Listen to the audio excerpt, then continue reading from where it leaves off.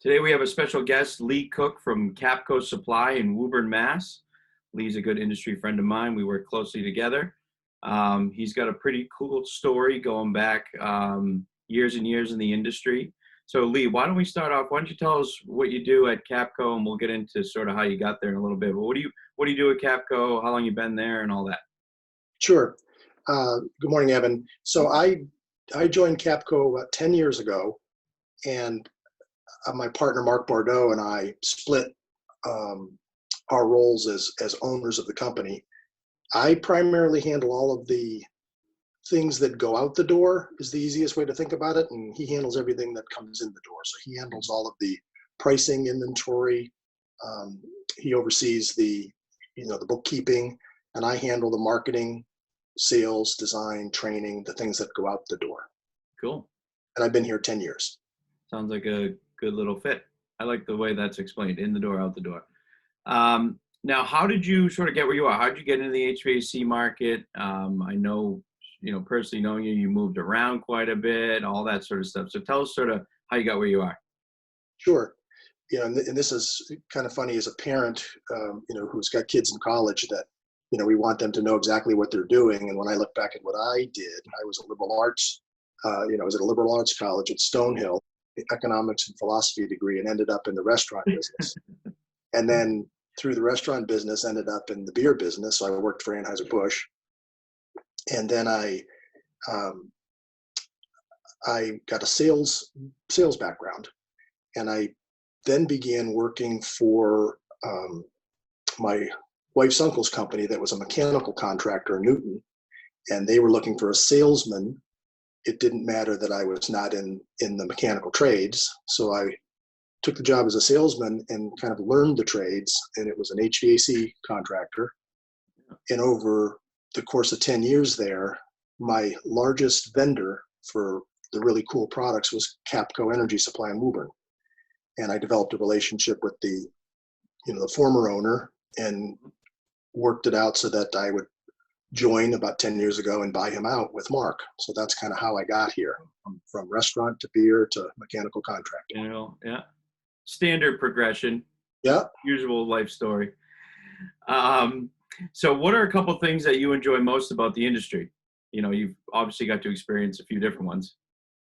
Yeah, I think what I enjoy and would love to get the message out to the younger generation is that it's a creative industry. So, here at Capco, we do quite a bit more design than most of my competitors.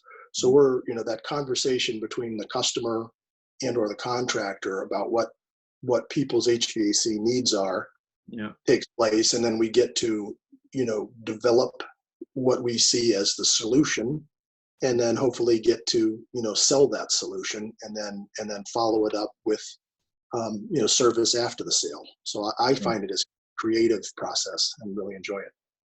It is true. Anything from boilers to ductless to piping, anything, you gotta use your, what is that, the left brain, right? I can't remember which one, but the design creativity side. It's very right.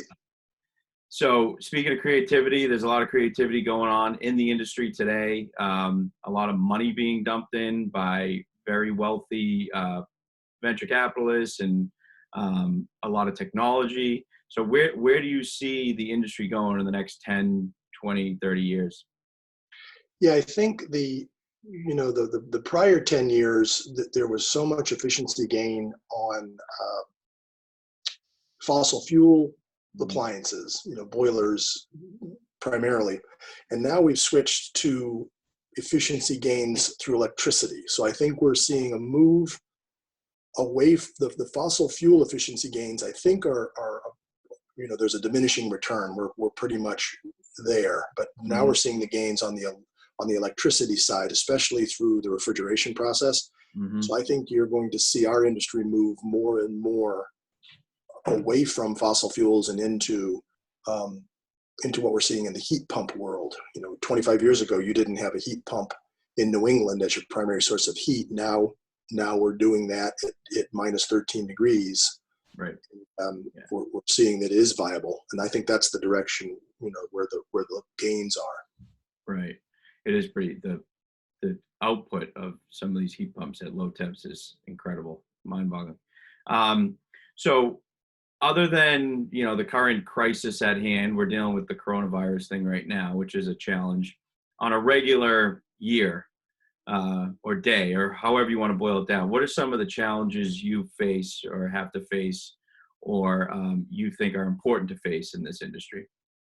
Yeah, I think, given the nature of how sophisticated the HVAC industry is getting, I think our biggest challenge is the aging workforce, and I think that's everybody's challenge throughout, most industries. So we have what is a very high tech industry now, and we're not attracting, the younger generation into our industry. So we have to, I think all of us would benefit by reaching out to the younger workers, showing them that it is a good industry to work in, that does challenge them. It's Right. not just, oil boilers anymore. It's all Right. control, it's all Wi-Fi, it's all app driven. So it's, Mhm. it's right in their wheelhouse. We just got to get the word out. Right. Yeah. I mean, I always sort of kid around and say that a lot of these things are computers that happen to heat and cool, Hmm. because it truly is. So you're right about that. All right. On a more personal note, what do you like to do in your free time? What keeps you going? Yeah, I think I have no lack of hobbies that I enjoy, but I'd say if I think about the things that I look forward to doing when I have free time, reading is high on the list. Love to read, and actually enjoy chores around the house. Most specifically carpentry projects. Building a deck, or I doing something wonder like if that. your wife will ever see this. We'll see. And cooking, right? And cook it. Yeah, I should. That's Facebook is a like good a point. stream of Yeah, beautifully cooked dishes. So that's my Facebook. yeah, exactly.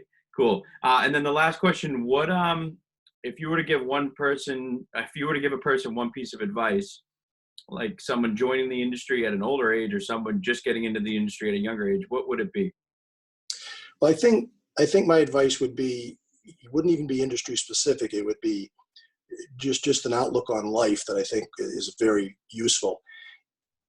My father told me once, if you always act like you're an owner in any job you do, you'll become proficient and you'll become indispensable. So I tell young people to act like an owner, and you will always be valued.